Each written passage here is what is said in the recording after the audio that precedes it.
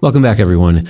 Today we have a really heavy topic once more. This is going to be U.S. Native American relations from about the 1830s to the 1890s. The decimation of the buffalo is going to be absolutely devastating to Native Americans because they depended on it for so many different things, as you could see in this chart. I'm not going to read off everything there, but clearly, first and foremost, as a food source, as a source of clothing, shelter, tools. And the fact that they're being killed off is going to now starve these natives in the Great Plains that are nomadic. What happened to the buffalo?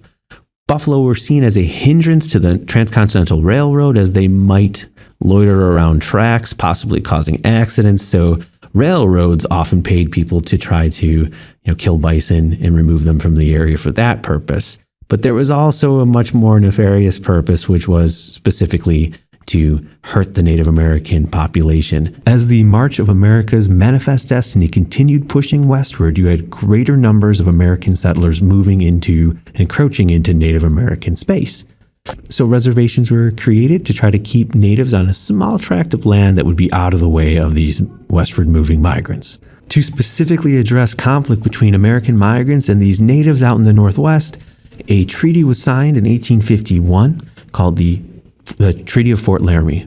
Had a provision specifically for natives to lay off of these westward moving migrants, don't attack them, don't harass them, and in return they won't go further into what is now a reservation specifically designated for the natives. This turned out to not be so much the case, as migrants did go into these areas, and in fact, the Bozeman Trail, an offshoot of the Oregon Trail, was built going right through native territory from the Fort Laramie Treaty. And then the U.S. government started building forts along the Bozeman Trail to help protect these migrants going through native territory. And that was a little bit too much, to where Red Cloud and the Ogallala Lakota Sioux are going to start resisting this encroachment into their territories. And Red Cloud's War, taking place from 1866 to 1868, will be over this disputed Powder River Basin territory. It'll bring figures like Crazy Horse to prominence, as Crazy Horse will lead an ambush on Captain William Fetterman in the famous Fetterman Massacre in December 21st, 1866. Ultimately, Red Cloud's War will lead to another Fort Laramie Treaty in 1868 that this time will assure the Sioux that the Black Hills, sacred to them, are off limits from the U.S. Army, from the military, from migrants and miners. This second Treaty of Fort Laramie will disappoint natives once more when gold is found in the Black Hills in 1874. This is going to draw more migrants and miners to the area and will lead to even greater conflicts. In fact, this brings us directly into the Great Sioux War of 1876 to 1877. Name to know would be Chief Sitting Bull. He is the chief of the Lakota Sioux, or specifically the Hunkpapa Band of the Lakota Sioux. He is venturing off reservation territory. He is, following the buffalo herds, and the U.S. cavalry is sent out to put them in their place, get them back onto reservation land, and famously, Lieutenant Colonel George Armstrong Custer is one of those cavalrymen. The most famous battle of the Great Sioux War took place June 25th, 1876. It's the Battle of Little Bighorn, also known as Custer's Last Stand.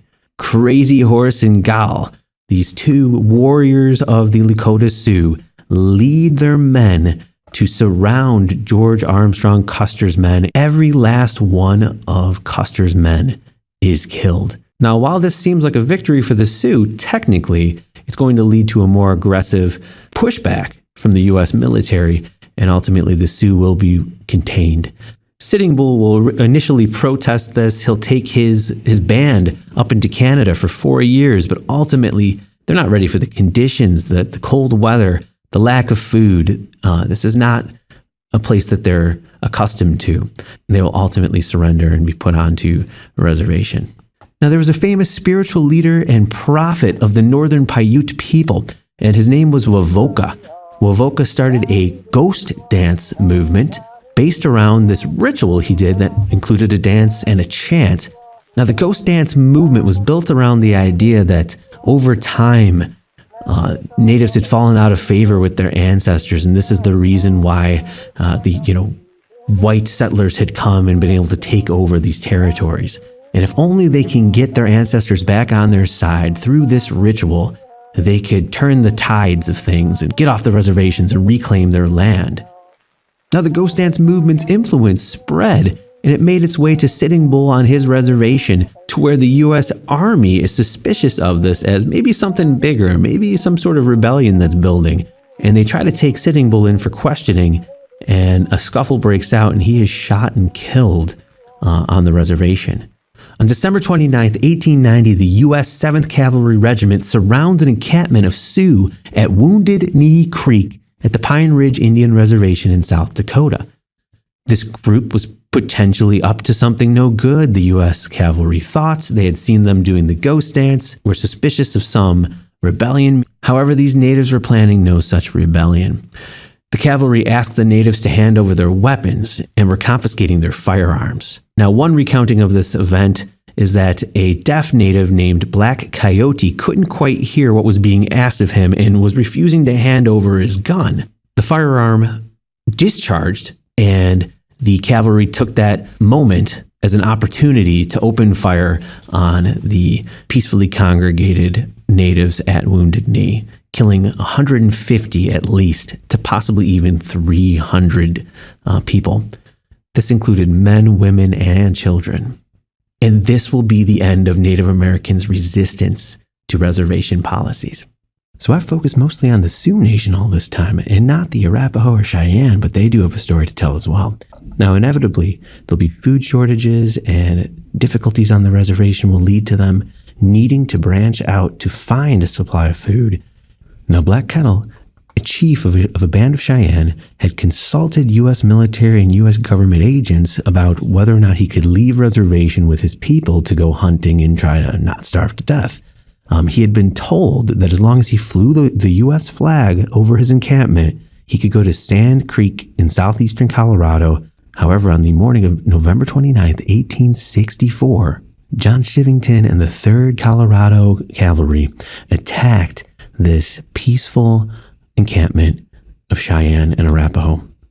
They killed over 150, some estimates even think maybe up to 250 or 300 people, most of whom were women and children. The Nez Perce is yet another tribe devastated by reservation policies of the U.S.